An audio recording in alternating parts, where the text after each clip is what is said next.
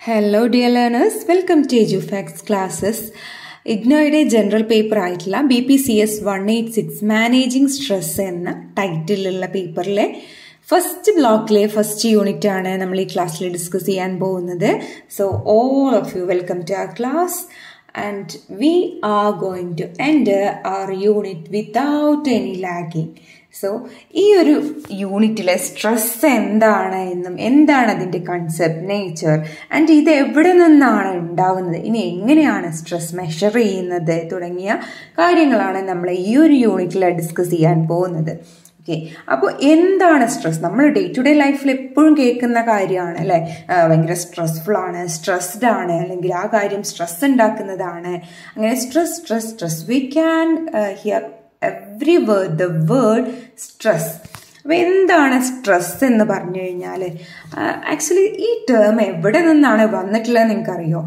The term stress has been derived from stringere. That's a Latin word. It means draw tight, നമ്മളെ വരിഞ്ഞു മുറുക്കുക എന്ന meaning ഉള്ള സ്ട്രിംഗിയർ എന്ന Latin വേർഡിൽ നിന്നാണ് സ്ട്രെസ് എന്നുള്ള വേർഡ് ഡിറൈവ് ചെയ്ത് വന്നിട്ടുള്ളത്. ഓക്കെ, അപ്പോൾ ഈ സ്ട്രെസ്സിൻ്റെ ഒറിജിൻ എന്ന് ട്രേസ് ചെയ്യുന്ന actually physical science. It was part of physical science.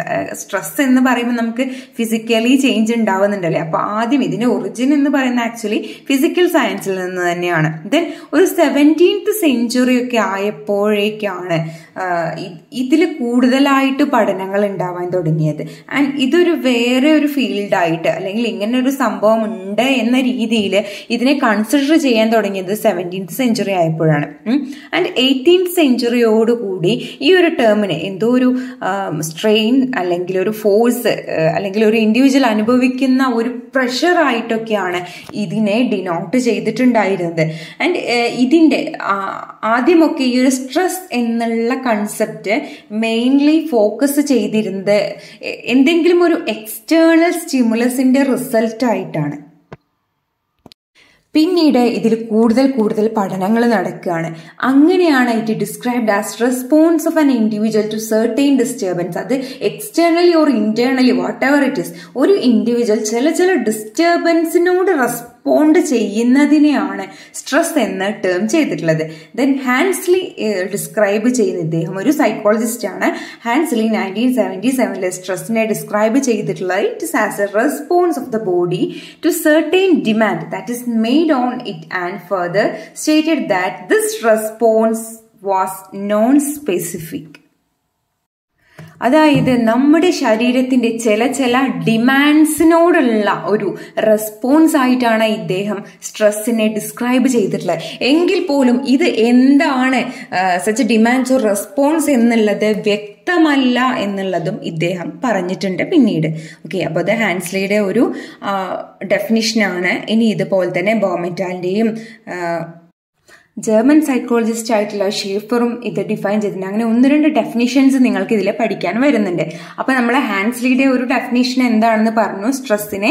Then നമ്മൾ ബോമെറ്റാലിന്റെ 1981 ഡിഫൈൻ ചെയ്തിട്ടുള്ള ഇദ്ദേഹം സ്ട്രെസ്സിനെ പ്രോസസ് ഇൻ വിച്ച് എൻവയോൺമെന്റൽ events or force called stressor threatens an organism's existence and wellbeing. അതായത് ആക്ച്വലി ഈ ഒരു സ്ട്രെസ് എന്ന് പറയുന്നത് ഇതൊരു പർട്ടിക്കുലർ പ്രോസസ് ആയിട്ടാണ്. അതായത് നമ്മുടെ എൻവയോൺമെന്റിൽ നിന്നുള്ള ഇവന്റ്സ് അല്ലെങ്കിൽ ഫോഴ്സസ് ഇത് കാരണമുണ്ടാവുന്ന, അതായത് നമ്മളുടെ ഒരു എക്സിസ്റ്റൻസിനെ വെൽബീയിങ്ങിനെ ത്രെട്ടൺ ചെയ്യുന്ന രീതിയിൽ ഉണ്ടാവുന്ന ഇവന്റ്സ്, ഇതിനെ സ്ട്രെസ്സർ എന്നാണ് വിളിക്കുന്നത്. ഇത് കാരണമുണ്ടാവുന്ന ഒരു പ്രോസസ്സിനെയാണ് സ്ട്രെസ് എന്ന് ബോമെറ്റാൽ ഡിഫൈൻ ചെയ്തിട്ടുള്ളത്. സൈക്കോളജിസ്റ്റ് ആയിട്ടുള്ള ഷെഫർ ഇതിനെ ഡിഫൈൻ ചെയ്തിട്ടുള്ള actually it's an arousal of mind and body in response to demand made on them. അതായത് ചില ഡിമാൻഡ്സിനോടുള്ള നമ്മുടെ മൈൻഡിന്റെയും ബോഡിയുടെയും ഒരു വിത്ത് അറോസലോട് കൂടിയ റെസ്പോൺസ്, അതായത് ഉത്തേജനത്തോടു കൂടിയ റെസ്പോൺസ് ആണ് സ്ട്രെസ് എന്നാണ് ഷെഫർ പറഞ്ഞിട്ടുള്ളത് സ്ട്രെസ്സിനെ കുറിച്ച്. So we discuss 3 kinds of definition that proposed by Hansli, Baumetal and Schafer. ഇപ്പം നമ്മൾ പറഞ്ഞ എല്ലാ ഡെഫിനിഷൻസും ആക്ച്വലി സ്ട്രെസ് എന്ന് പറയുന്നത് എങ്ങനെയാണ് വെസ്റ്റേൺ പെർസ്പെക്റ്റീവിൽ ഡിഫൈൻ ചെയ്തിട്ടുള്ളത് എന്നാണ്. അപ്പോൾ ഈസ്റ്റേൺ പെർസ്പെക്റ്റീവ് എന്താണെന്ന് വെച്ച് കഴിഞ്ഞാൽ it denotes absence of or lack of inner piece എന്നുള്ളതാണ്. ആ മൈൻഡിനെയും കൂടെ കണക്ട് ചെയ്തിട്ട്, അല്ലെങ്കിൽ നമ്മളുടെ ഇന്നർ പീസിലുള്ള ഒരു ആബ്സെൻസ്, നമ്മുടെ ഉള്ളിലുള്ള സമാധാനം, അതിലുള്ള ഒരു ആബ്സെൻസ് ആയിട്ടാണ് ആക്ച്വലി സ്ട്രെസ്സിനെ ഇവിടെ പറയുന്നത്. അപ്പോൾ സ്ട്രെസ് എന്ന് പറയുന്നത് നമ്മുടെ മനസ്സമാധാനം കളയുന്ന എന്തോ ഒന്ന് എന്നുള്ള രീതിയിലാണ്. അപ്പോൾ ഇവിടെ ആണ് സ്ട്രെസ്സർ എന്നുള്ള ടേം വരുന്നത്. That can be described as situation, event, person or anything that related to stress response എന്നുള്ളതാണ് സ്ട്രെസ്സർ എന്ന് പറയുന്നത്. അപ്പോൾ സ്ട്രെസ്സർ എന്ന് പറയുന്നത് actually it is a stimulus. എന്തിനാ സ്ട്രെസ്സിന് കാരണമാകുന്ന സ്റ്റിമുലസിനെ നമുക്ക് സ്ട്രെസ്സർ എന്ന് പറയാം. Okay, so stressor could range from adjusting to change, financial issues, problems, life events like separation, divorce, illness തുടങ്ങിയ പല കാര്യങ്ങളും സ്ട്രെസ്സർ എന്നുള്ള രീതിയിൽ നമുക്ക് പെടുത്താം. ഓക്കെ, ഇനി നാച്ചർ ഓഫ് സ്ട്രെസ് നോക്കുമ്പോൾ ആക്ച്വലി സ്ട്രെസ് എന്ന് പറയുന്നത് it's like salt and pepper. നമ്മുടെ ഫുഡിൽ സോൾട്ടും പെപ്പറുമാണ് അതിനെ ടേസ്റ്റ് ആക്കുന്നത്, അല്ലേ? ഇനി സപ്പോസ് അത് കൂടിപ്പോയാലോ, ഓഫ് കോഴ്സ് ഫുഡ് അത് ടേസ്റ്റ് ഉണ്ടാവില്ല. ഇനി അത് കുറഞ്ഞു പോയാലോ, അപ്പോഴും ടേസ്റ്റ് ഉണ്ടാവില്ല. അപ്പോൾ അതുപോലെയാണ് സ്ട്രെസ് എന്ന് പറയുന്നത്. Without any stress life of any individual will not be motivated. അപ്പോൾ സ്ട്രെസ് കൂടുതലായി കഴിഞ്ഞാലോ, if stress is beyond optimal level, നമുക്കതിനെ നമുക്ക് മാനേജ് ചെയ്യാൻ കഴിയില്ല, അല്ലെങ്കിൽ അതിനോട് കോപ്പ് ചെയ്യാൻ കഴിയാതെയാൽ of course it make negative effects in our life.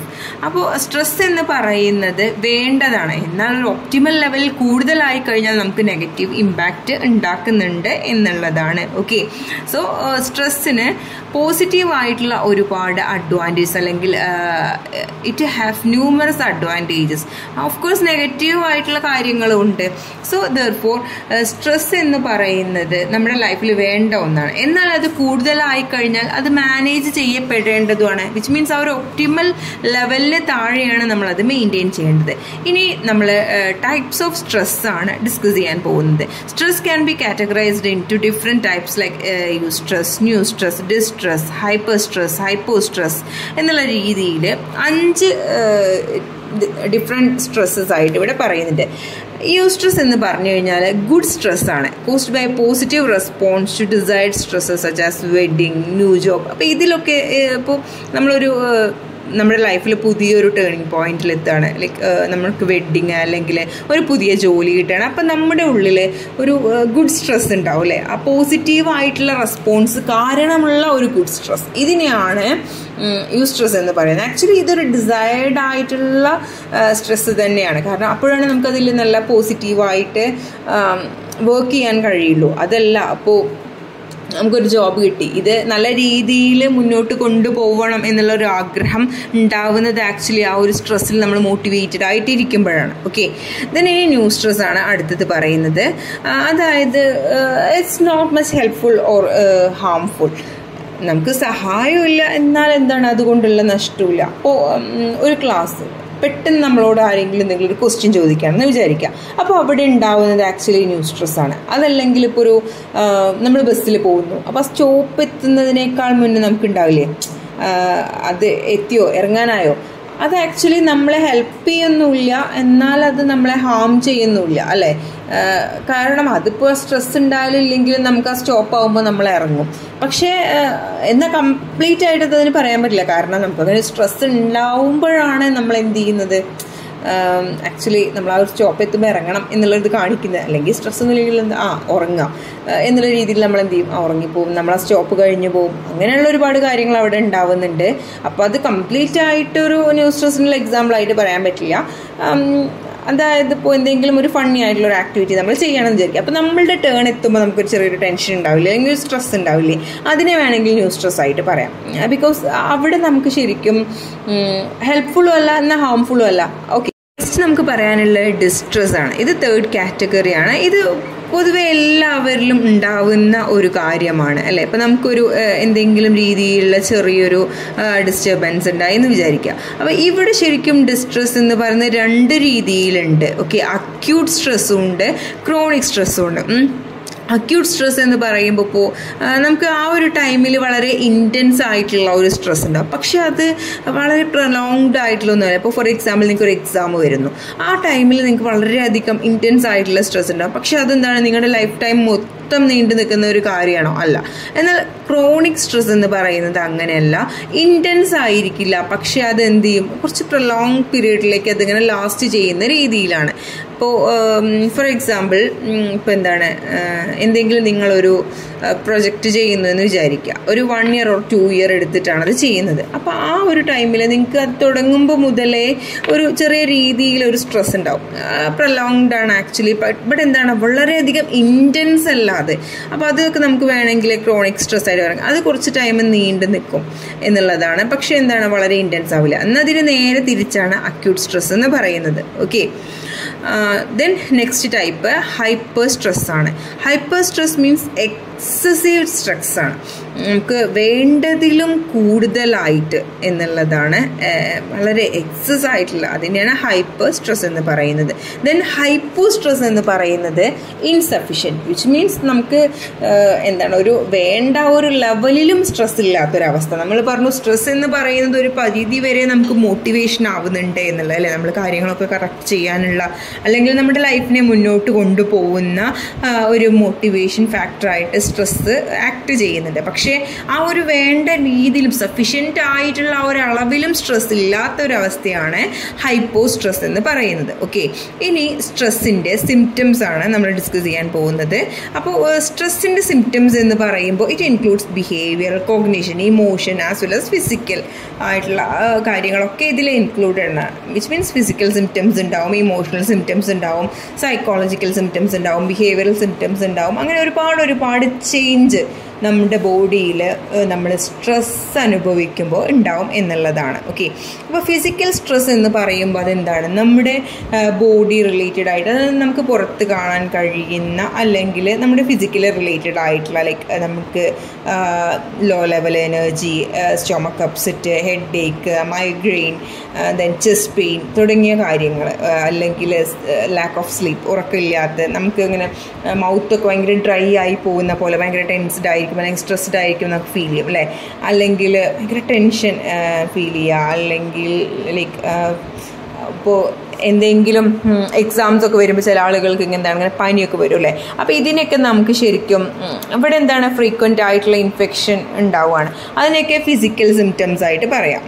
ഇനി ഇമോഷണൽ സിംറ്റംസ് ആണ് നെക്സ്റ്റ് പറയുന്നത്. ഇമോഷണൽ സിംറ്റംസ് എന്ന് പറയുമ്പോൾ ഭയങ്കര ഫ്രസ്ട്രേറ്റഡ് ആയിട്ട് ഇരിക്കുക, അല്ലെങ്കിൽ നല്ല ഇറിറ്റേറ്റഡ് ആവും. ചില ആളുകൾക്ക് സ്ട്രെസ് ഉണ്ടാകുമ്പോൾ എന്താണ്, പെട്ടെന്ന് ദേഷ്യം വരും, അല്ലെങ്കിൽ പെട്ടെന്ന് ഇറിറ്റേറ്റഡ് ആവും.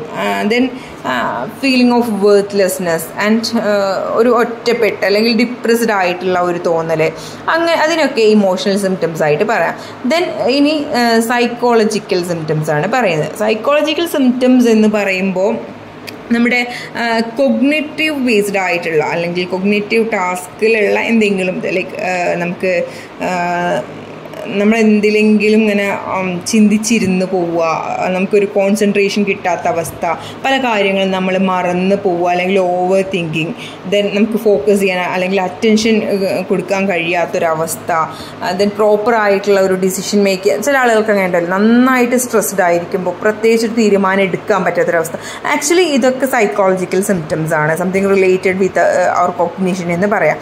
ദെൻ ബിഹേവിയറൽ സിംറ്റംസ് ആണ് നെക്സ്റ്റ് പറയുന്നത്. അപ്പോൾ ബിഹേവിയറൽ സിംറ്റംസിൽ ആക്ച്വലി പല രീതിയിൽ, ലൈക്ക് നമ്മളിപ്പോൾ ഡ്രൈവ് ചെയ്യുമ്പോൾ ആക്സിഡൻറ്റ് ആവാനുള്ളൊരു ചാൻസ്, അല്ലെങ്കിൽ നമ്മൾ വളരെയധികം നെർവസ് ആവുക, ലൈക്ക് ഇങ്ങനെ ചില ആളുകളുണ്ടാവും ഇങ്ങനെ നഖം കടിച്ചുകൊണ്ടിരിക്കുക, അല്ലെങ്കിൽ ഇങ്ങനെ കാലിട്ട് ഇങ്ങനെ ടാപ്പ് ചെയ്തുകൊണ്ടിരിക്കുക, ആ ഒരു ടെൻഷൻ, അല്ലെങ്കിൽ കൈ ഇങ്ങനെ ഇളക്കിക്കൊണ്ടിരിക്കുക, ലൈക്ക് ഇതൊക്കെ ബിഹേവിയറൽ ആയിട്ടുള്ള അതൊരു ശീലമാണ്.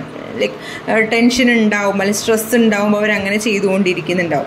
അല്ലെങ്കിൽ ചില ആളുകളിൽ കാണാം ഭയങ്കര സ്ട്രെസ്ഡ് ആയിരിക്കുമ്പോൾ ഭയങ്കരമായിട്ട് ഉറങ്ങും, അല്ലെങ്കിൽ എന്തെങ്കിലും ഒരു പേടി ഉള്ളിൽ കുടുങ്ങിയ പോലെ ആയിരിക്കും, അല്ലെങ്കിൽ ഈറ്റിങ്ങിലോ വാക്കിങ്ങിലോ ഒക്കെ അത് നമുക്ക് കാണാൻ പറ്റും. അതായത് ബിഹേവിയറൽ ആയിട്ടുള്ള ചേഞ്ചസ്, ലൈക്ക് കൂടുതലായിട്ട് ഭക്ഷണം കഴിക്കുക, ചിലർ തീരെ ഭക്ഷണം കഴിക്കാത്ത അവസ്ഥ, അല്ലെങ്കിൽ ഭയങ്കര സ്ലോ ആയിട്ടുള്ള അല്ലെങ്കിൽ സ്പീഡായിട്ടുള്ള വാക്കിംഗ് അല്ലെങ്കിൽ ടോക്കിംഗ്, അങ്ങനെ, അല്ലെങ്കിൽ പുവർ ടൈം മാനേജ്മെൻറ്റ്, അതായത് ഉള്ളതിൽ നിന്നും ആക്ച്വൽ ബിഹേവിയറിൽ നിന്നും ഉള്ള സ്ലൈറ്റ് ചേഞ്ചസ് എന്നൊക്കെ പറയാം. അങ്ങനെ പല രീതിയിലും ആണ് ബിഹേവിയറൽ സിംറ്റംസ് വരുന്നത്. So that's all about symptoms of stress. വളരെ സിമ്പിളാണ്. ദെൻ നിങ്ങൾ ആ ഒരു ബോക്സ് ഒക്കെ വെച്ച് പഠിക്കുകയാണെങ്കിൽ it will be more helpful. Next we have to discuss sources of stress. നമ്മൾ സ്ട്രെസ് എന്താണ്, സ്ട്രെസ്സർ എന്താണ്, സിംറ്റംസ് ഓഫ് സ്ട്രെസ് എന്താണെന്നൊക്കെ പറഞ്ഞു. ഇനി സോഴ്സസ് ഓഫ് സ്ട്രെസ്, എവിടെ നിന്നാണ് ഈ സ്ട്രെസ് അല്ലെങ്കിൽ എന്തൊക്കെ ആയിരിക്കാം സ്ട്രെസ്സിനുള്ള കാരണങ്ങൾ എന്നാണ് നമ്മൾ ഡിസ്കസ് ചെയ്യാൻ പോകുന്നത്. ഓക്കെ, അപ്പോൾ ഈ സോഴ്സസ് ഓഫ് സ്ട്രെസ് എന്ന് പറയുന്നതിന് it can be categorised in to 3 main sources like frustration, conflict of motive and pressure. Frustration എന്ന് പറയുമ്പോൾ ഇതിപ്പോൾ നമുക്കൊരു ലക്ഷ്യമുണ്ട്, അതിന് മീറ്റ് ചെയ്യാൻ അല്ലെങ്കിൽ സാറ്റിസ്ഫൈ ചെയ്യാൻ പറ്റാത്തൊരവസ്ഥ വരുമ്പോൾ നമ്മുടെ ഉള്ളിലൊരു ഫീലിംഗ് ഉണ്ടാവും. അതിനെയാണ് ഫ്രസ്ട്രേഷൻ എന്ന് പറയുന്നത്. ഓക്കെ, ഇവിടെ ഒരു വൈഡ് റേഞ്ച് ഓഫ് എൻവയോൺമെൻറ്റൽ ഒബ്സ്റ്റക്കിളാണ്. മേ ബി ഫിസിക്കൽ അല്ലെങ്കിൽ സോഷ്യൽ ആവാം, ഓക്കെ, അല്ലെങ്കിൽ പേഴ്സണൽ ലിമിറ്റേഷൻസോ ബയോളജിക്കൽ കണ്ടീഷൻസോ എന്തോ ആവാം. ഇവിടെ ആക്ച്വലി നമ്മളുടെ ആ ഒരു എക്സ്പെക്റ്റേഷൻ മീറ്റ് ചെയ്യാൻ പറ്റാത്തൊരവസ്ഥ. ഫോർ എക്സാമ്പിൾ പറയുകയാണെങ്കിൽ ഇപ്പോൾ നമ്മൾ ഒരു കമ്പനിയിൽ നന്നായിട്ട് നമ്മളുടെ മാക്സിമം സിൻസിയറായിട്ട് നമ്മൾ വർക്ക് ചെയ്തു എന്ന് വിചാരിക്കുക. അപ്പോൾ ഓഫ് കോഴ്സ് നമ്മൾ എന്ത് ചെയ്യും, നമ്മളൊരു പ്രൊമോഷൻ എക്സ്പെക്റ്റ് ചെയ്യും. കാരണം നമ്മൾ അത്രയും ജെന്യുവിനായിട്ട് സിൻസിയറായിട്ടാണ് വർക്ക് ചെയ്യുന്നത്.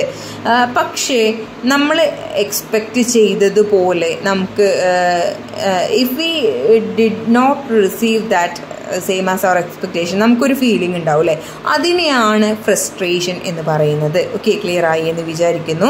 ആൻഡ് നെക്സ്റ്റ് കോൺഫ്ലിക്റ്റ് ഓഫ് മോട്ടീവാണ്. ഇത് പറയുകയാണെങ്കിൽ ഒരുപാട് പറയാനുണ്ട്. അതായത് നമുക്ക് സ്ട്രെസ് എന്ന് പറയുന്ന ആക്ച്വലി ഒരു മോട്ടീവാണ് അല്ലേ. അപ്പോൾ ഇതിൽ തന്നെ ഒരു കോൺഫ്ലിക്റ്റ് ഉണ്ടായാലോ, അപ്പോൾ അത് വീണ്ടും സ്ട്രെസ്സിന് കാരണമാവും എന്നുള്ള രീതിയിലാണ്. ഒരുപാട് ഓപ്പർച്യൂണിറ്റീസ് ഉണ്ട്, അത് തമ്മിലുള്ളൊരു കൺഫ്യൂഷൻ എന്നൊക്കെ നമുക്കിതിനെ വേണമെങ്കിൽ പറയാം. An individual has to choose between alternative and decision making.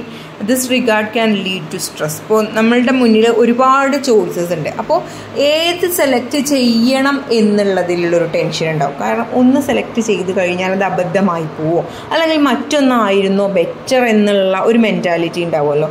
അതിനെയാണ് ആക്ച്വലി കോൺഫ്ലിക്റ്റ് ഓഫ് മോട്ടീവ് എന്നുള്ള രീതിയിൽ ഇവിടെ പറയുന്നത്. ഓക്കെ, അപ്പോൾ conflict of motive can be 4 different types. Approach conflict. Okay, ഇത് മാറിപ്പോകരുത്. അപ്രോച്ച് ഉണ്ട്, ദെൻ അവോയ്ഡൻസ് ഉണ്ട്. ഇനി ഇത് രണ്ടും കൂടെ കൂടിയത്, അത് approach avoidance, then multiple approach avoidance conflict. Okay, ഇനി ഓരോന്നും എന്താണെന്ന് നമുക്ക് പറയാം. അപ്രോച്ച് കോൺഫ്ലിക്റ്റ് എന്ന് പറയുമ്പോൾ an individual has to choose between 2 goals that are positive and similar. Like ഒരേപോലെയുള്ള 2 ഈക്വൽ ബെനിഫിറ്റുള്ള 2 ചോയ്സസ് നമുക്ക് കിട്ടുകയാണെന്ന് വിചാരിക്കാം. അപ്പോൾ അതിൽ നിന്നും ഒന്ന് സെലക്ട് ചെയ്യുന്ന ടൈമിൽ നമ്മൾ ഫേസ് ചെയ്യുന്ന ആ ഒരു സ്ട്രെസ്സിനെയാണ്, അല്ലെങ്കിൽ അങ്ങനെയുള്ള സ്ട്രെസ്സിൻ്റെ സോഴ്സിനെയാണ് ഇവിടെ അപ്രോച്ച് കോൺഫ്ലിക്റ്റ് എന്ന് പറയുന്നത്. നോട്ട് അവോയ്ഡൻസ്, അപ്രോച്ചാണ് കേട്ടോ. അതായത് ഇപ്പോൾ നമുക്ക് നമ്മൾ ഇഷ്ടപ്പെടുന്ന 2 ജോബ് ഓപ്പർച്യൂണിറ്റീസ് നമ്മുടെ മുന്നിൽ വന്നു വിചാരിക്കുക. രണ്ടും ഒരേപോലെയാണ്. അപ്പോൾ ഇതിൽ നിന്ന് ഏത് സെലക്ട് ചെയ്യണം, അല്ലെങ്കിൽ രണ്ടും നമുക്ക് ഇഷ്ടമുള്ള കാര്യമാണ്, ഇതിൽ നിന്ന് ഏത് സെലക്ട് ചെയ്യണം നമുക്കൊരു കൺഫ്യൂഷൻ ഉണ്ടാവുമല്ലോ. അതിനെയാണ് ഇവിടെ അപ്രോച്ച് കോൺഫ്ലിക്റ്റ് എന്ന് പറയുന്നത്. Okay, not only in the case of job opportunities. ഞാൻ പറഞ്ഞത് ക്ലിയർ ആയി എന്ന് വിചാരിക്കുന്നു. അതായത് രണ്ടും ഒരേപോലെ പോസിറ്റീവായിട്ടുള്ള ആൻഡ് സിമിലർ ആയിട്ടുള്ള കാര്യങ്ങൾ നമ്മുടെ മുന്നിൽ വരുമ്പോൾ അതിൽ നിന്ന് ഏത് സെലക്ട് ചെയ്യണം എന്നറിയാത്ത ആ ഒരു ഡിസിഷൻ മേക്കിങ്ങിൽ നമുക്ക് വരുന്ന ഒരു സ്ട്രെസ്സിനെയാണ് ഇത് പറയുന്നത്. കോൺഫ്ലിക്റ്റ് ഓഫ് മോട്ടീവിൽ അപ്രോച്ചിൽ പറയുന്നത്. ദെൻ അവോയ്ഡൻസ് ആണ് നെക്സ്റ്റ് പറയാനുള്ളത്. Avoidance conflict. അപ്പോൾ ഇവിടെ 2 ഗോൾസ് ഉണ്ടാവും.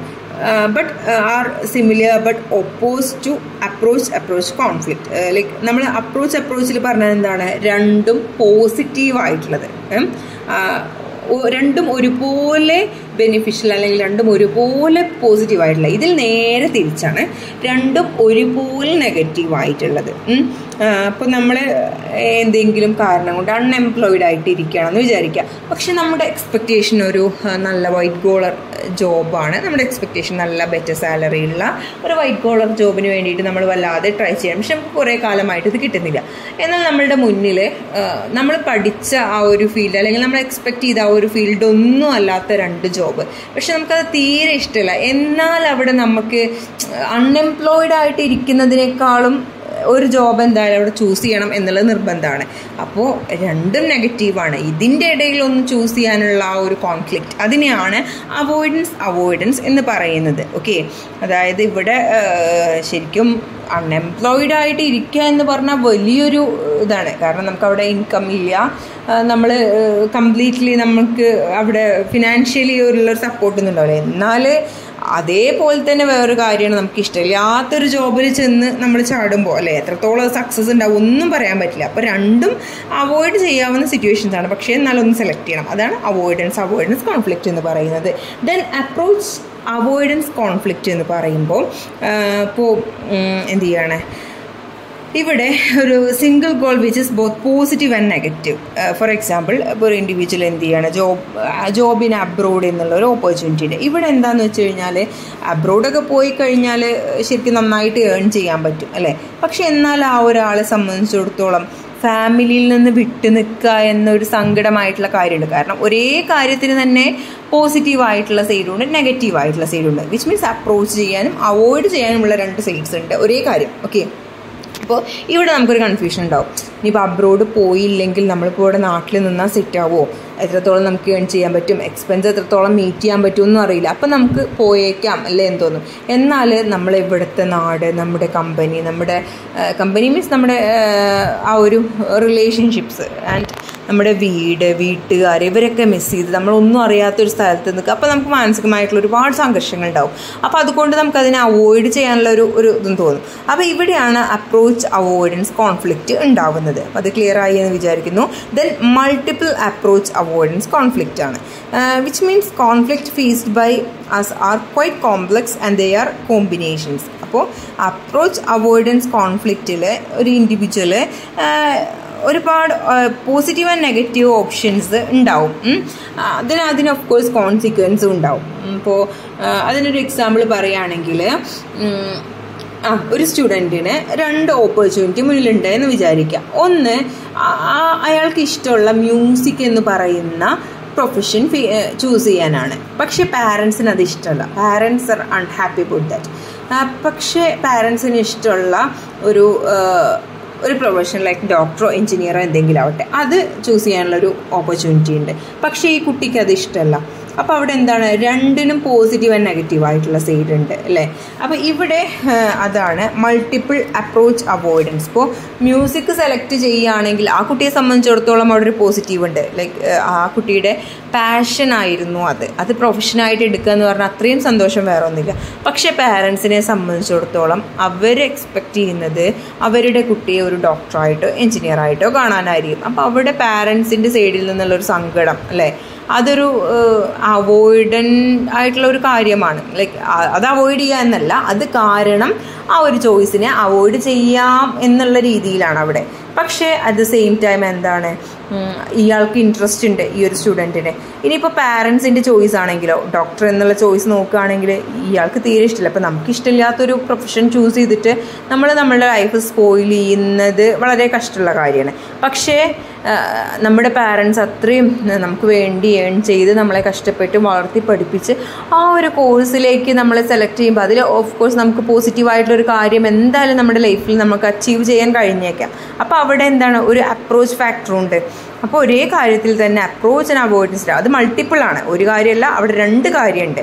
അതിൽ രണ്ടിലും എന്തുണ്ട്, ഒരുപോലെ അപ്രോച്ച് ആയിട്ടുള്ളതും അവോയ്ഡൻ്റ് ആയിട്ടുള്ളതും ഉണ്ട്. അപ്പോൾ ഇത് രണ്ടും മൾട്ടിപ്പിൾ അപ്രോച്ച് അവോയ്ഡൻറ്റ് കോൺഫ്ലിക്റ്റ് ആണ് ഇവിടെ വരുന്നത്. ഓക്കെ, അപ്പോൾ അത് ക്ലിയർ ആയി എന്ന് വിചാരിക്കുന്നു.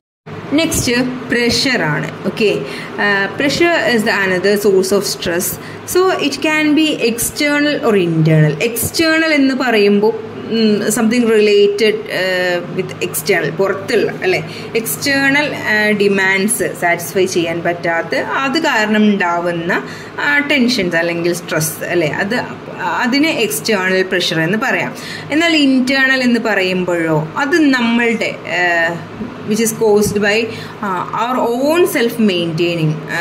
ഇപ്പോൾ പല രീതിയിലും ആയിരിക്കാം നമുക്ക് ഇൻറ്റേർണൽ പ്രഷർ ഉണ്ടാവുന്നത് പല കാര്യങ്ങൾ കൊണ്ടും. ദെൻ എക്സ്റ്റേണൽ എന്ന് പറയുമ്പോൾ നമ്മൾ പറഞ്ഞല്ലോ കംപ്ലീറ്റ്ലി ഫ്രം ഔട്ട് സൈഡാണ്. അപ്പോൾ പുറത്ത് നിന്നുള്ള പല ഫോഴ്സ് കൊണ്ടും, ലൈക്ക് നമുക്കിപ്പോൾ എന്തെങ്കിലും ഒരു ഒരു നല്ല രീതിയിൽ നമ്മളെ ഒരു കാര്യം ഏൽപ്പിച്ചു. അപ്പോൾ എപ്പോഴും നമ്മളിങ്ങനെ ആളുകൾ ക്രിട്ടിസൈസ് ചെയ്യാണ്, അല്ലെങ്കിൽ പുറത്തുനിന്ന് വളരെയധികം ആ ഒരു ടാസ്ക് പെട്ടെന്ന് കംപ്ലീറ്റ് ചെയ്യാൻ നമ്മളെ പ്രഷർ ചെയ്യുന്നുണ്ട്. അപ്പോൾ നമുക്ക് അതിനെ എക്സ്റ്റേണൽ പ്രഷറായിട്ട് പറയാം.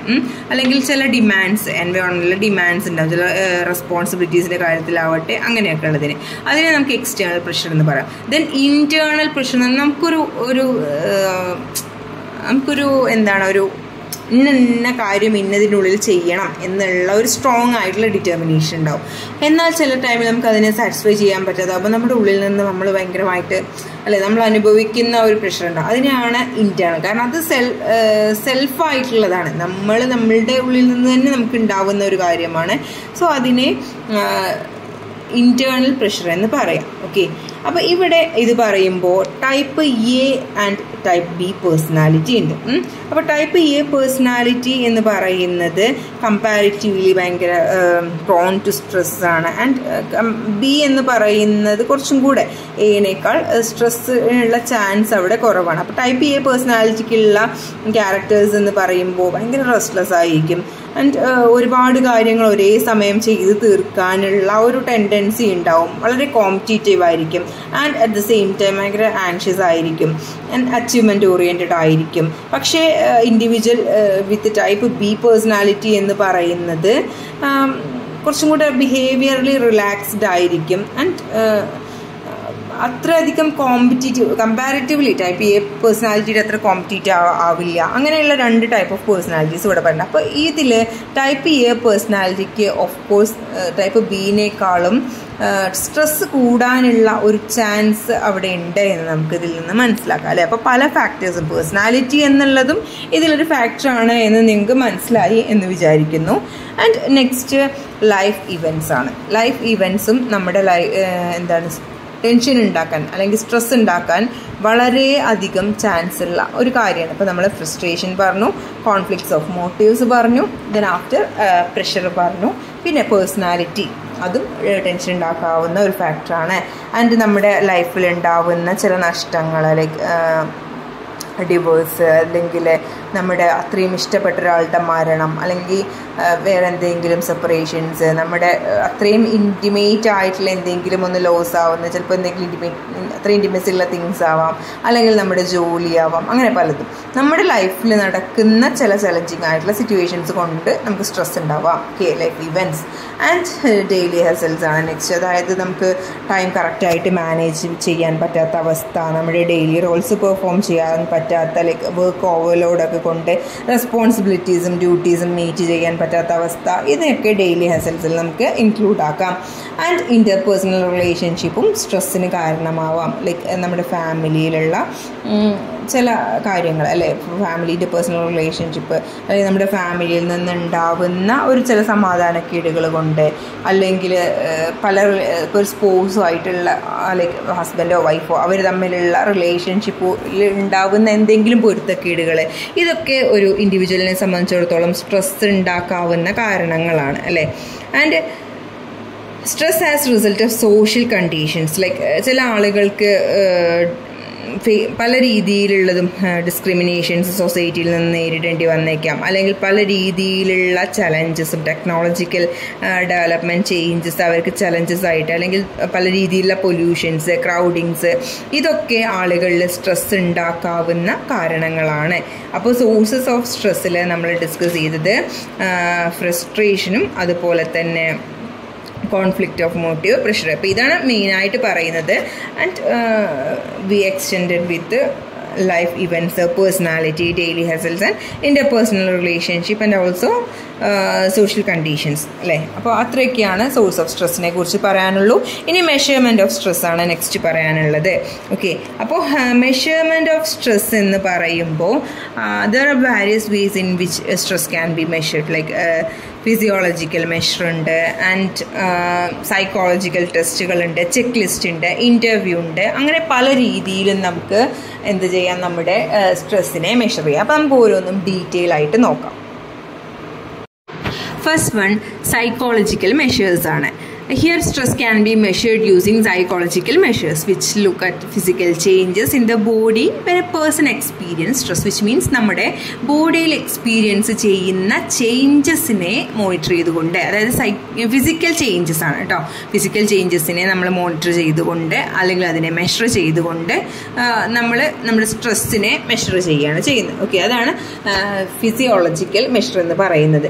അപ്പോൾ ഈ ഒരു ചേഞ്ചസ് എന്ന് പറയുമ്പോൾ അതിൽ നമ്മൾ നേരത്തെ പറഞ്ഞിട്ടുണ്ടായിരുന്നു നമ്മുടെ ബോഡിയിൽ ഒരുപാട് ഫിസിക്കൽ ചേഞ്ചസ് അല്ലെങ്കിൽ ഫിസിക്കൽ സിംറ്റംസ് സ്ട്രെസ് കാരണം ഉണ്ടാവുന്ന അല്ലേ. നമ്മുടെ ബ്ലഡ് പ്രഷറിൽ ചേഞ്ച് ഉണ്ടാവും, പൾസ് റേറ്റിൽ, ഓക്കെ, ബ്രീത്തിങ് റേറ്റിൽ. അപ്പം ഇങ്ങനെയുള്ള കാര്യങ്ങൾ ഈ ഒരു ചേഞ്ചസിനെ മെഷർ ചെയ്യുന്നതിലൂടെ നമ്മുടെ സ്ട്രെസ്സിനെ മെഷർ ചെയ്യുന്നു. ഓക്കെ, അങ്ങനെയാണ് ഈ ഒരു ഫിസിയോളജിക്കൽ മെഷറിൽ ചെയ്യുന്നത്. അപ്പോൾ പല ടൈപ്പിലുള്ള ഇൻസ്ട്രുമെൻറ്റ്സ് യൂസ് ചെയ്യാം, ലൈക്ക് പോളിഗ്രാഫ് യൂസ് ചെയ്യാം അല്ലേ, കാരണം നമ്മുടെ ഫിസിയോളജിക്കൽ റെസ്പോൺസ് ആണ് അവിടെ റെക്കോർഡ് ചെയ്യപ്പെടുന്നത്. അപ്പോൾ ഇതിലൂടെ നമ്മുടെ സ്ട്രെസ്സിനെ മെഷർ ചെയ്യുകയും അതുപോലെ തന്നെ പല രീതിയിലും ബയോകെമിക്കൽ മെത്തേഡ്സ് യൂസ് ചെയ്തിട്ട് അതിനെ എക്സാം ചെയ്യുകയും ചെയ്യുന്നുണ്ട്.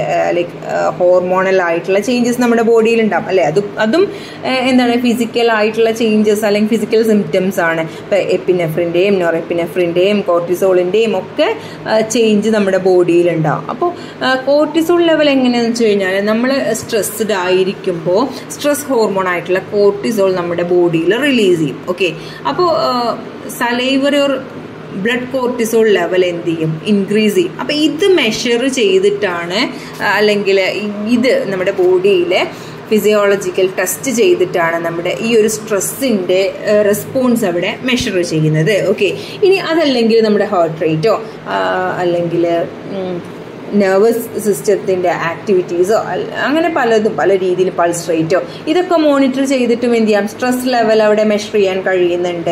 അപ്പോൾ ഇത് വരുന്നത് ഫിസിയോളജിക്കൽ മെഷറിൻ്റെ കീഴിലാണ്. അപ്പോൾ അത്രയാണ് ഫിസിയോളജിക്കൽ മെഷറിലുള്ളൂ. വളരെ സിമ്പിളാണ് അല്ലേ. നമ്മുടെ ബോഡിയിൽ വരുന്ന changes like blood pressure, hormonal changes, അതുപോലെ തന്നെ പൾസ് ചേഞ്ച്, അങ്ങനെ തുടങ്ങിയ ബ്രീത്തിങ് റേറ്റിൽ ഉണ്ടാവുന്ന ചേഞ്ച്. അപ്പോൾ അങ്ങനത്തെ അത് നമുക്ക് പഠിക്കാൻ എളുപ്പമാണ്, കാരണം നമുക്ക് ഫിസിക്കലി ഉണ്ടാവുന്ന സിംറ്റംസ് അതിനെയാണ് ഇവിടെ മെഷർ ചെയ്യുന്നത്, അതിലൂടെ സ്ട്രെസ്സിനെ മെഷർ ചെയ്യാണ്. ഓക്കെ, അപ്പോൾ അത് ക്ലിയർ ആയെന്ന് വിചാരിക്കും. ദെൻ സൈക്കോളജിക്കൽ ടെസ്റ്റാണ് സെക്കൻഡ് ആയിട്ട് വരുന്നത്. അപ്പോൾ ഇവിടെ സിസ്റ്റമാറ്റിക് ആയിട്ടുള്ള ഒബ്ജക്റ്റീവ് അസസ്മെൻറ്റിലൂടെയാണ് ഒരാളുടെ ബിഹേവിയർ ചെക്ക് ചെയ്യുന്നത്. ഓക്കെ, അപ്പോൾ ഇവിടെ സെൽഫ് റിപ്പോർട്ട് ഇൻവെൻട്രീസ് ഉണ്ടാവും. അപ്പോൾ അതൊരു ടൈപ്പ് ഓഫ് സൈക്കോളജിക്കൽ ടെസ്റ്റാണ്. അപ്പോൾ ഇവിടെ എന്താണെന്ന് വെച്ചാൽ ഒരുപാട് ക്വസ്റ്റ്യൻസ് ഉണ്ടാവും, അതിന് ഒരു ഇൻഡിവിജ്വൽ എന്ത് ചെയ്യണം, ആൻസർ ചെയ്യണം. ഓക്കെ, അപ്പോൾ അതനുസരിച്ചിട്ട് അവരെങ്ങനെയാണോ ആൻസർ ചെയ്തിട്ടുള്ളത് അതനുസരിച്ചിട്ട് അയാളുടെ സ്ട്രെസ് ലെവൽ എത്രത്തോളം സ്ട്രെസ് എക്സ്പീരിയൻസ് ചെയ്യുന്നുണ്ട് എന്ന് കണ്ടുപിടിക്കാനാവും. So, by using questionnaires, assess the degree to which situation in one's life are appraised as stressful, and individuals write their feelings and thoughts related to stress over a specific period. And this tool focused on daily minor stressor and positive events individuals experience. Then ഇതിൻ്റെ advantage എന്ന് പറയുന്നത്, self report ഇൻവെൻട്രീസിൻ്റെ advantage എന്ന് പറയുന്നത്, ഇത് ആ ഒരു അയാൾക്ക് സ്വന്തം ചെയ്യാവുന്ന ഒരു കാര്യമാണ്. Individual can perform their self and അത് മാത്രമല്ല സിമ്പിളാണ്, കോസ്റ്റ് എഫക്റ്റീവാണ്, അഡ്മിനിസ്ട്രേറ്റ് ചെയ്യാൻ ഈസിയാണ്. ദെൻ തേർഡ് മെത്തേഡായിട്ട് ചെക്ക് ലിസ്റ്റ് ആണ് പറയുന്നത്. ചെക്ക് ലിസ്റ്റ് എന്ന് പറയുന്നത് നമ്മൾ പറഞ്ഞല്ലോ, ഇപ്പോൾ സ്ട്രെസ്സിൻ മെഷർ ചെയ്യാനുള്ള മെത്തേഡ്സിനെ കുറിച്ചിട്ടാണ് ഡിസ്കസ് ചെയ്യുന്നത്. So check list can also measure stress particularly related to major life events. Individuals mark the significant life events they have experienced from a predefined list. So ഇവിടെ ഈ ഒരു ഇവൻറ്റിൽ ഇൻക്ലൂഡ് ആയിട്ടുള്ളത് ഡെത്ത് അല്ലെങ്കിൽ divorce, job transfer തുടങ്ങിയ major life events ആണ്. അപ്പോൾ അത് കാരണം ഒരാളുടെ ലൈഫിൽ എത്രത്തോളം ഇമ്പാക്റ്റ് ഉണ്ടാക്കിയിട്ടുണ്ട്, ദെൻ സ്ട്രെസ് ലെവലിൽ എത്രത്തോളം ചേഞ്ച് ഉണ്ടാക്കിയിട്ടുണ്ട് എന്നൊക്കെയാണ് ഇവിടെ മെഷർ ചെയ്യുന്നത്. Okay, so checklist of various ways which stress can be measured, like psychological measure, അതായത് heart rate, pressure, cortisol level. then behavioral നമ്മൾ പറഞ്ഞു, ബിഹേവിയറിൽ സ്ലീപ്പ് പാറ്റേൺ, അതുപോലെ തന്നെ അപ്പറ്റൈറ്റ് ചേഞ്ചസ്, സബ്സ്റ്റൻസ് യൂസ് തുടങ്ങിയ കാര്യങ്ങളും ഇതൊക്കെ ഇൻക്ലൂഡഡ് ആണ് കേട്ടോ ചെക്ക് ലിസ്റ്റിൽ. ആൻഡ് വർക്ക് പ്ലേസ് മെഷറിൽ ആബ്സെൻറ്റിസം, വർക്ക് പെർഫോമൻസ് തുടങ്ങിയ ഒരുപാട് കാര്യങ്ങൾ ഇൻക്ലൂഡ് ആവുന്നുണ്ട്. അപ്പോൾ ഇതൊക്കെ മെഷർ ചെയ്തിട്ടാണ് ആ ഒരു ചെക്ക് ലിസ്റ്റിലൂടെ ഒരു ഇൻഡിവിജ്വൽ എത്രത്തോളം സ്ട്രെസ്ഡ് ആണ് എന്നുള്ളത് മെഷർ ചെയ്യുന്നത്. ആൻഡ് ഇൻ്റർവ്യൂ ആണ് ഫോർത്ത് മെത്തേഡ് എന്ന് പറയുന്നത്. Interview can be vulnerable psychological measure of assessing various aspects of an individual. അതിപ്പോൾ mental and emotional wellbeing related ആയിരിക്കാം. അപ്പോൾ ഇവിടെ ചില കാര്യങ്ങളുണ്ട്. ലൈക്ക് ഒരു ഇൻ്റർവ്യൂ ആവുമ്പോൾ നമുക്കറിയാം അതിലൊരു ഇൻ്റർവ്യൂവർ ഉണ്ടാവും, വിച്ച് മീൻസ് ആരാണ് the person who ask questions അല്ലെ, അതാണ് ഇൻ്റർവ്യൂവർ. ആൻഡ് ഇൻ്റർവ്യൂവി ഉണ്ടാവും, അത് ആരാണ് അതിന് ആൻസർ ചെയ്യുന്നത് എന്നുള്ളതാണ് ഇൻ്റർവ്യൂവി. സോ ഇൻ്റർവ്യൂവർ എന്ത് ചെയ്യും, ഇൻ്റർവ്യൂവിയുടെ പല ഡീറ്റെയിൽസും ഫേസ് ടു ഫേസ് കോൺവെർസേഷനിലൂടെ കളക്ട് ചെയ്യും. So interviews can be structured, unstructured and also semi structured. അങ്ങനെ 3 രീതിയിലാണ് ഇൻ്റർവ്യൂസിനെ നമുക്ക് ക്ലാസിഫൈ ചെയ്യാൻ പറ്റുക. സ്ട്രക്ചേർഡ് മീൻസ് ഓൾറെഡി സ്റ്റാൻഡേർഡൈസ്ഡ് ആയിട്ടുള്ള ക്വസ്റ്റ്യൻസ് ഉണ്ടാവും. ആൻഡ് ഇതെന്താണ് വളരെ ആ ഒരു കൺസിസ്റ്റൻസി ഉറപ്പുവരുത്തുകയും അതുപോലെ സിമെട്രിക് ആയിട്ടുള്ള ഇവാലുവേഷൻ ആയിരിക്കും ഈ റെസ്പോൺസിന്. ആൻഡ് അൺസ്ട്രക്ചേർഡ് എന്ന് പറയുന്നത് അതായത് ഓൾറെഡി പ്രിപ്പയർഡ് ആയിട്ടുള്ള ക്വസ്റ്റ്യൻസ് ആയിരിക്കും, അങ്ങനെ അത് റിലേറ്റ് ചെയ്തിട്ടാണ് ഈ ഒരു ഇൻ്റർവ്യൂ പ്രോഗ്രസ് ചെയ്യുന്നത്. ദെൻ അൺസ്ട്രക്ചേർഡ് എന്ന് പറയുമ്പോൾ എന്തൊക്കെയാണ് എന്നുള്ള വ്യക്തമായ ധാരണ ഉണ്ടാവും, എന്തൊക്കെ കാര്യങ്ങളാണ് കളക്ട് ചെയ്യേണ്ടത്. ആൻഡ് അതൊരു കാഷ്വൽ ആയിട്ടുള്ള കോൺവെർസേഷൻ ഇതിലാണത് പോകുന്നത്, അൺസ്ട്രക്ചേർഡ് ആയിട്ടുള്ള ഇൻ്റർവ്യൂസ്. ഓക്കെ, അപ്പോൾ ഇവിടെ ഒരു ഓപ്പൺ എൻഡഡ് ആയിട്ടുള്ള അല്ലെങ്കിൽ ഫ്രീ ഫ്ലോയിങ് ആയിട്ടുള്ള കോൺവെർസേഷൻസ് ആണ്. എന്നാൽ ഇൻ്റർവ്യൂവർ എന്ത് ചെയ്യും, ഒന്നിനെ കണക്ട് ചെയ്തിട്ട് ഇങ്ങനെ കാര്യങ്ങൾ ചോദിച്ച് മനസ്സിലാക്കും. ആക്ച്വലി അവിടെ ഒരു കാഷ്വൽ കോൺവെർസേഷൻ ആണ് നടക്കുന്നത്, എന്നാൽ കൃത്യമായിട്ടുള്ള അജണ്ട അതിനുണ്ട് എന്നുള്ളത് തന്നെയാണ്. ആൻഡ് സെമി സ്ട്രക്ചേർഡ് എന്ന് പറയുമ്പോൾ ഒരു കുറച്ച് കാര്യങ്ങളൊക്കെ ഓൾറെഡി പ്ലാൻഡ് ആയിരിക്കും. അപ്പോൾ എന്തൊക്കെയാണ് ചോദിക്കേണ്ടത് എന്നുള്ളതിനെക്കുറിച്ച് വ്യക്തമായ ധാരണ ഉണ്ടാവും. ദെൻ അതിൽ ചില കാര്യങ്ങൾ ഫ്ലെക്സിബിളായിട്ട് അല്ലെങ്കിൽ അതിൽ കുറച്ചും കൂടെ റിലവൻ്റ് ആയിട്ടുള്ള ടോപ്പിക്സ് ആഡ് ചെയ്തിട്ട് അതിങ്ങനെ പ്രോഗ്രസ് ചെയ്യുന്നതാണ് സെമി സ്ട്രക്ചേർഡ് എന്ന് പറയുന്നത്. മറ്റത് കംപ്ലീറ്റ്ലി നമ്മൾ പറഞ്ഞൊരു കാഷ്വൽ ടോക്ക് പോലെയാണ്. അൺസ്ട്രക്ചേർഡ് എന്ന് പറഞ്ഞാൽ കണ്ടു കഴിഞ്ഞാൽ നമുക്കൊരു ഇൻ്റർവ്യൂ ആണെന്നേ ഫീൽ ചെയ്യില്ല, രണ്ടുപേരും ഇങ്ങനെ സംസാരിച്ചിരിക്കുന്ന പോലെ. പക്ഷേ എന്താണ്, ആ ഇൻ്റർവ്യൂവിൽ നിന്നും കറക്റ്റ് അജണ്ട അനുസരിച്ചുള്ള കാര്യങ്ങൾ കളക്ട് ചെയ്യുന്നുണ്ട് എന്നുള്ളതാണ്. പക്ഷേ സെമി സ്ട്രക്ചേർഡിൽ ഓൾറെഡി ഫ്രെയിംഡ് ആയിട്ടുള്ള ക്വസ്റ്റ്യൻസ് ഉണ്ട്, പക്ഷെ അതിലെന്താണ് ചെറിയ രീതിയിൽ ഫ്ലെക്സിബിൾ ആയിരിക്കും. ആൻഡ് ആ ഒരു സിറ്റുവേഷൻ റിലേറ്റ് ചെയ്തിട്ട് അതിൽ ചെറിയ മാറ്റങ്ങളൊക്കെ വരുത്തിയിട്ട് അതാണ് this interviews may include open ended questions എന്ന് പറയുന്നത്. അതായത് ഇൻ്റർവ്യൂവിനെ സംബന്ധിച്ചിടത്തോളം അവർ ഫ്രീ ആയിട്ട് എക്സ്പ്രസ് ചെയ്യാൻ പറ്റുന്ന രീതിയിലുള്ള പല ക്വസ്റ്റ്യൻസും ആയിരിക്കും അതിലുണ്ടാവുക. And interview can provide valuable informations, അതിൽ സജഷൻസ് കൊടുക്കാം അല്ലേ, അങ്ങനെ പല രീതിയിലും അത് റിക്വയർഡ് ആണെങ്കിൽ. ഓക്കെ, സോ അതാണ് സെമി സ്ട്രക്ചേർഡ്. അപ്പോൾ 3 ടൈപ്പ് നമ്മൾ പഠിച്ചു, സ്ട്രക്ചേർഡ്, അതുപോലെ തന്നെ അൺസ്ട്രക്ചേർഡ്, സെമി സ്ട്രക്ചേർഡ് ഇൻ്റർവ്യൂ. അപ്പോൾ അവിടെ ഇൻ്റർവ്യൂവറും ഇൻ്റർവ്യൂവി ഉണ്ടാവും, അത്രയാണ് നമുക്ക് അതിൽ ഓർത്ത് വെക്കേണ്ട ആവശ്യമുള്ളൂ. ആൻഡ് കമ്പൈനിങ് മെത്തേഡാണ് നെക്സ്റ്റ് വരുന്നത് ലാസ്റ്റായിട്ട്. ഇതിൽ തന്നെ ഈ ഒരു ടെക്സ്റ്റിൽ തന്നെ ലാസ്റ്റ് ടോപ്പിക്കാണ് ഇത്. അപ്പോൾ കമ്പൈനിങ് മെത്തേഡ് എന്ന് പറയുമ്പോൾ ചില കാര്യങ്ങൾ ഒരു ഇൻ്റർവ്യൂ കൊണ്ടോ അല്ലെങ്കിൽ ഒരു ചെക്ക് ലിസ്റ്റ് കൊണ്ടോ മാത്രം ഒന്നുകൊണ്ട് മാത്രം നമുക്ക് മെഷർ ചെയ്യാൻ പറ്റിക്കൊള്ളണം എന്നില്ല. So it's also possible to use combination of these methods to get comprehensive understanding. എത്രത്തോളം ആ ഒരു ഇൻഡിവിജ്വലൈസ് സ്ട്രെസ് എക്സ്പീരിയൻസ് ചെയ്യുന്നുണ്ട് എന്ന് ഒരു ക്വസ്റ്റ്യനെയർ, അതായത് സെൽഫ് ആൻസറിങ് ക്വസ്റ്റ്യനെയർ കൊടുത്തിട്ട് മാത്രമോ അല്ലെങ്കിൽ ഒരു ചെക്ക് ലിസ്റ്റ് കൊടുത്തിട്ട് അപ്പോൾ മേ ബി അതൊരു അഡീഷണൽ ആയിട്ടുള്ള ഒരു ഇൻ്റർവ്യൂവും കൂടെ അതിൽ ഇൻക്ലൂഡ് ആയിട്ട് കമ്പൈൻ ചെയ്ത് വെക്കേണ്ടി വരും. അപ്പോഴായിരിക്കും കംപ്ലീറ്റ് ആയിട്ടും ആ ഒരു ഇൻഡിവിജ്വൽ എത്രത്തോളം സ്ട്രെസ് എക്സ്പീരിയൻസ് ചെയ്യുന്നുണ്ട് എന്ന് മനസ്സിലാക്കാൻ പറ്റുള്ളൂ. അപ്പോൾ ഇങ്ങനെയുള്ള പല മെത്തേഡ്സും കമ്പൈൻ ചെയ്യുന്നതിനാണ് കോമ്പിനേഷൻ മെത്തേഡ് അല്ലെങ്കിൽ കമ്പൈനിങ് മെത്തേഡ് എന്ന് പറയുന്നത്. ഓക്കെ, ദെൻ ഇവിടെ ആക്ച്വലി കോമ്പിനേഷൻ മെത്തേഡിലൂടെ നേരത്തെ പറഞ്ഞതുപോലെ എന്താണ് ചെയ്യുന്നത്, comprehensive understanding of individual stress response. So it's essential to consider both subjective and objective measure. അതുകൊണ്ടാണ് അതിൽ ഇൻ്റർവ്യൂ ഉണ്ടാവും, മേ ബി ചെക്ക് ലിസ്റ്റ് ഉണ്ടാവും അല്ലേ. അപ്പോൾ അങ്ങനെ പല രീതിയും കമ്പൈൻ ചെയ്തിട്ടാണ് ഈ ഒരു മെത്തേഡ് പോകുന്നത്. So that's all about this unit stress and introduction. അപ്പോൾ കംപ്ലീറ്റ്ലി ഇൻട്രൊഡക്ഷൻ വൈസിലുള്ള കാര്യങ്ങളാണ് നമ്മൾ ഈ ഒരു യൂണിറ്റിൽ പറഞ്ഞത്. നിങ്ങൾക്ക് ക്ലിയർ ആയി എന്ന് വിചാരിക്കുന്നു. If you have any kind of doubt you can ask in comment box or you can send direct messages. So that's all about this unit.